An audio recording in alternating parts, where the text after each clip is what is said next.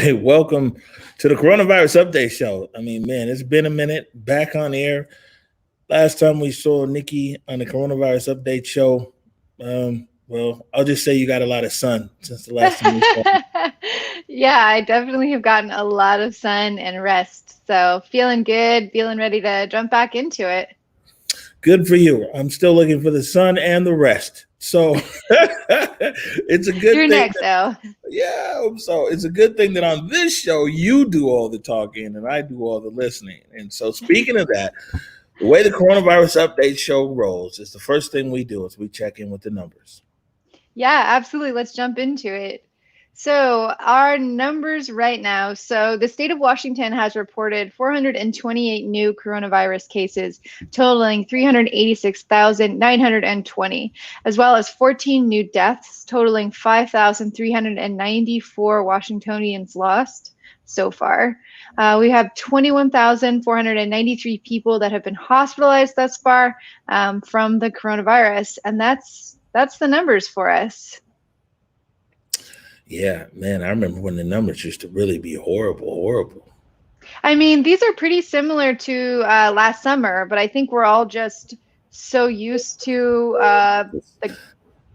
all of these numbers coming out that, a lot of people are like, oh, the virus is getting better. And actually we are sitting at pretty much what we were at last summer. So yeah, coronavirus Groundhog Day, like you said earlier when we were doing our pre-show, it's all starting up again. All over again, huh?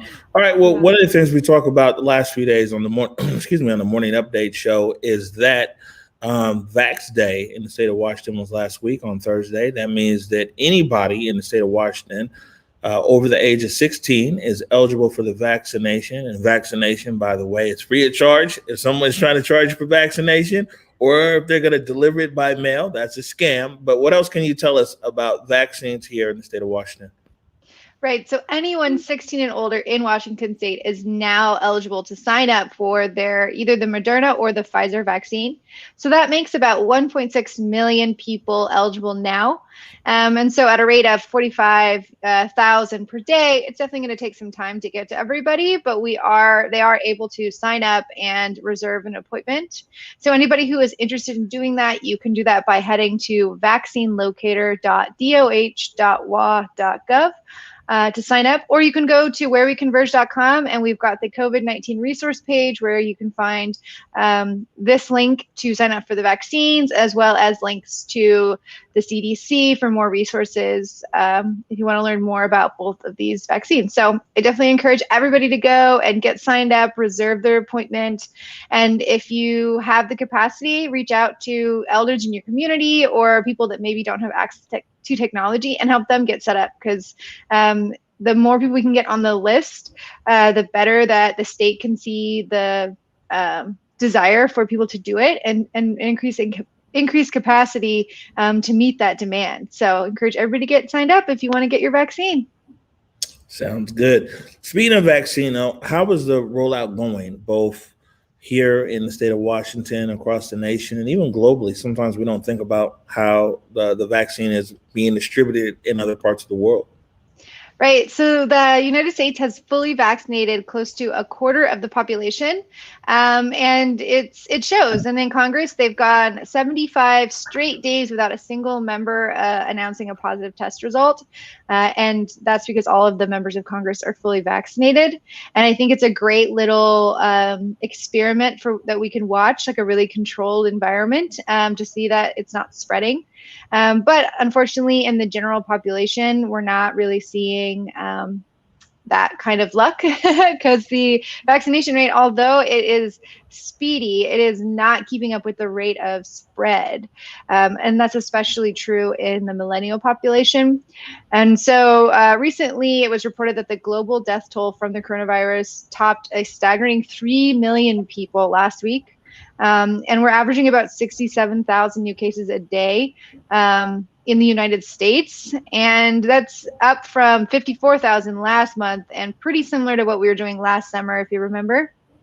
And so at its current pace, though, we're going to get about 70% of the population vaccinated by mid-June, even with the Johnson & Johnson pause, which we'll discuss a little bit later in the show.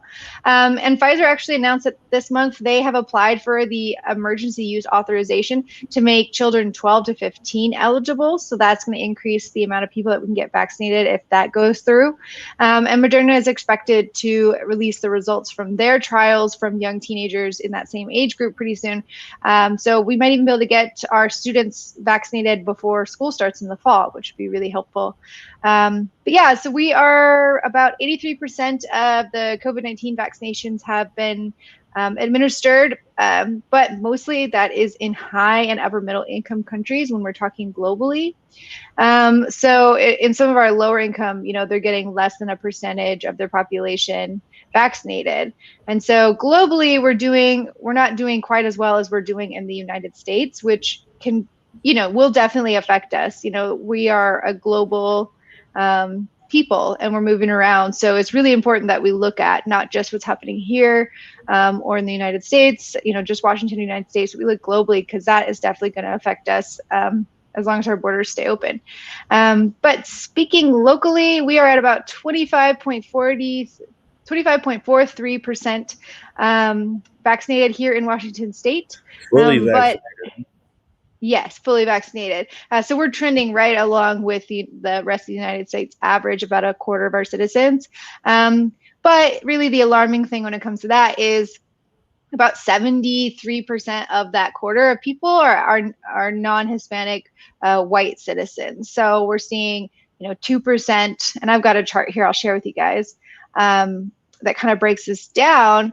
But if you look at the population of people in Washington State that are vaccinated, our Black population, only 2% of that, of that quarter that's vaccinated is Black people. Alaska Natives and American Indians and Native Hawaiians and other Pacific Islanders, less than a percent.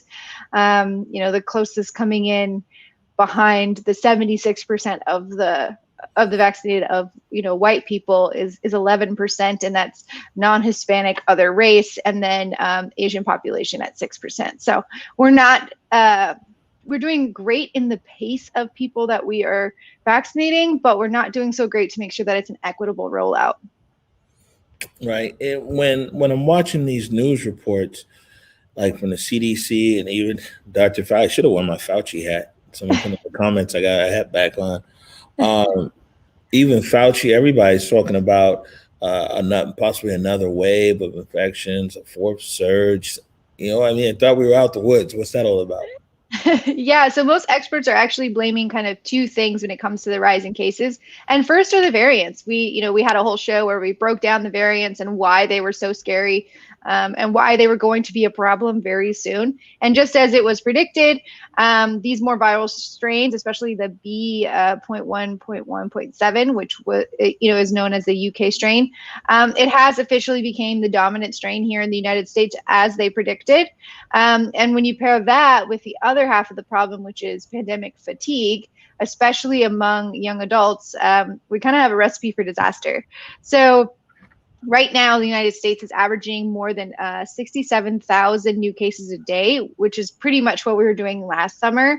And what's a little different this time is that it's really concentrated in the like Michigan and the Northeast, whereas last summer it was mostly like the Midwest and the South. It felt like even California, we got a little bit on the West Coast as far as that goes. But yeah, so.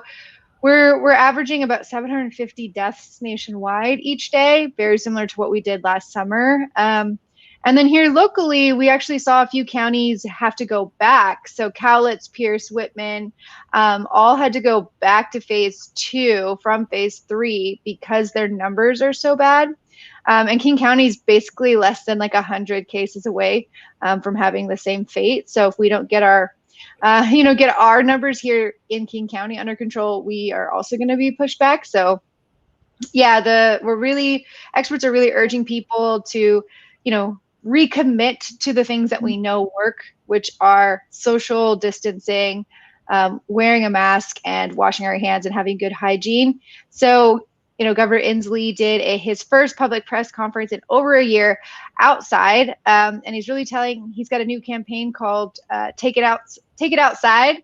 And so he's telling people, we want to support our small businesses. We're all been cooped up for a year, but let's hold strong. If we can get these numbers under control, we could maybe see our families for the 4th of July. So they're recommending you take it outside, really embrace this picnic weather, maybe pick up some takeout, go see a new park. So yeah, let's keep this under control. I know we're tired.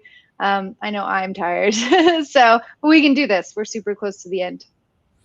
All right.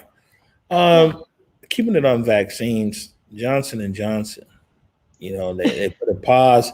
There's 70 million shots given, and then they paused the vaccine. And now they're saying that, I think they're gonna resume it. And then they were like, well, by the way, this was an emergency approval of the vaccine. There was bound to be some whatevers. But what are some of the particulars around Johnson & Johnson? Yeah, so the Johnson & Johnson vaccine is on what the regulators are calling a pause in administering this one-dose vaccine. And the vaccine is on pause because they're investigating a rare blood clotting disorder, and they want to figure out if it is actually linked to the vaccine, or does this blood clotting disorder appear at a similar rate in the general population? So that's something that a lot of times people maybe don't quite understand. Is they're like, oh, there was somebody who had this reaction, or they got Bell's palsy. But when you look at the general population, those numbers really matched the rates of Bell's palsy. So, it's only really considered an issue if it's worse than how this appears in the general population who haven't been vaccinated. So that's really what they need to keep an eye on. So we should know a lot more about this pretty soon, because about half of the Americans who received the Johnson & Johnson vaccine actually got it in the last 30 days. So if they're saying that the people who have reported it have developed it within 3 weeks of getting their vaccine. So by around May 4th, since they stopped administering it 3 weeks previous to that, we should have a better sense of whether or not this is related to the vaccine, or if the blood clotting disorder is just, just showing up as it does in the normal population. Right. And now the thing is that all but one of the individuals who had blood clots from Johnson & Johnson were women. Do they think there's a correlation? Yeah, so 8 women developed the rare blood clotting disorder after receiving the Johnson & Johnson COVID-19 vaccine. And that really has prompted, a discussion of whether or not women might be predisposed to getting them if we use the Johnson & Johnson vaccine. Only one man has been reported out of everybody who's reported in. And all of the recipients were also ages 18 to 48. And so far we have had one woman who passed away from the blood clotting disorder, and one is hospitalized in critical condition. Otherwise, everybody else has been treated, from what I've read. So still doing pretty good in that front. But overall, women in this group, so women under 50, we are already predisposed to blood clotting disorders. And so we are actually more likely than the general population to have blood clots, just because that's just part of the way that we're made, basically. And so, you're even more predisposed if you take birth control, if you smoke, if you're pregnant, and you even have a higher rate than what we're showing for the Johnson & Johnson potentially related blood clotting disorder. You actually are more likely to get a blood clot from getting COVID than you are from getting this vaccine. So that's another part of it. But, really the thing is, the bottom line of it is that we don't really know if it's affecting women more than men quite yet. We should have more data, hopefully, by May 4th. But it's important for us to remember that, less than 10 people out of 6.9 million people who received the vaccine have had this rare complication. And the chance of a serious ailment at this point is so rare. Generally, in any other study, it would be considered negligible. They're saying it's even less. This isn't any other study, though. Right. Yeah. I mean, you're more likely to be struck by lightning than you are to develop this disorder. And really, if you look at the risk of coronavirus, so like in Washington State, 500 out of 10,000 residents have contracted COVID, and 7 out of that 10,000 passed away. So you're more likely to die from COVID than you are to die from this blood clotting disorder from the Johnson & Johnson vaccine, which I definitely understand the hesitation. It's scary with COVID, you're not opting into the chance of getting COVID. Whereas with a vaccine, you really, you feel like you're opting into this risk in a very different way.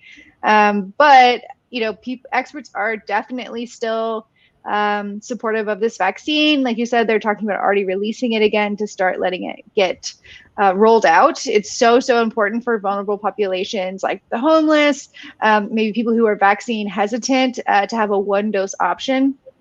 But really what the CDC is recommending is that if you did get the Johnson & Johnson vaccine, if you get a severe headache, abdominal pain, shortness of breath, leg pain, call your healthcare provider. If you don't have one, head to your nearest emergency room, let them know when you got your vaccine, so that they can give you the appropriate care and ask the right questions. Right. And hasn't there been some side effects in women as well with the Moderna and Pfizer vaccines? Yeah, so it's hard to say. Again, like correlation is not causation. But what we are seeing is that researchers are just say that women in general are more likely to report symptoms when they do have an adverse reaction. We're just more likely to report it. Another thing is that with other vaccines like the flu shot, we actually make double the amount of antibodies that men make on average when we get a vaccine. So we tend to have a much larger immune response to a vaccine, and they think it might be related to our hormones. There's a lot of research. Nobody really knows why that's the case. But we are more likely to have a bigger response. So that makes us predisposed to have a larger reaction, to get, feel worse, have worse flu-like symptoms when we get the second vaccine. So there's nothing to be concerned about. It is normal for that to happen to women. But overall, all of the vaccines so far statistically show that they are a much safer option than not being vaccinated against COVID-19 at this point. But if you do get the vaccine and you have any symptoms, make sure you go to the CDC's website. It's called vSafe, and it is a self-reporting system for people to track any adverse reactions that they have, so that we can get a better look at this on a large scale. But thus far, there hasn't really been anything to be concerned about so far, and anytime there is, they have really acted with an abundance of caution and paused, things like the Johnson & Johnson. So I think we're in a really safe space as far as vaccines go. I really recommend that people take them, from the research I've done. But if you're still hesitant, keep doing your research and keep an eye on it, and stay safe, mask up, wash your hands, and don't gather until you're vaccinated. There it is. What else you got for us, kiddo? That's all I got for you today. The only other thing is that we are now going to do the show just once a week on Mondays. It's not so much like drinking out of the fire hose anymore like it used to be. So we've got a little bit more time. And I want to dig a little deeper like we did today, where we got to really dig into, the nuances of these vaccines and the symptoms that people have had. For next week, I really want to dig more into conspiracies and where those are coming from with COVID, and really point people to resources if they want to learn more about the vaccine, and, if they've seen any of these like 6 major vaccine related conspiracy theories. I want to help people get some more information. So, being able to do that will be great, from, going from a little bit longer of a show, but just once a week. So you'll catch us on Mondays at 6:15. All right. Well, in that case, I guess I'll catch you a week from now. Yes. Hopefully I'll see you before then. Oh yeah, I'll see you tomorrow. So I'm going to be in there mailing merch. So I'm wearing my hoodie. There we go. And you can pick one up, and if you order it tonight, I will have it in the mail for you tomorrow. So it's a really easy and comfy way to support Converge. Just pick up some merch and you'll get a package from me. All right. There it is. Okay, everybody, we're going to get out of here. Make sure and join us tomorrow at 11 a.m. for the morning update show. We're joined by Melissa Hellman, and Jen Smith of the Seattle Times. They're talking about racist Zoom bombing. You know, that's the other pandemic. Yes. So Definitely. until then, we're out of here. Peace.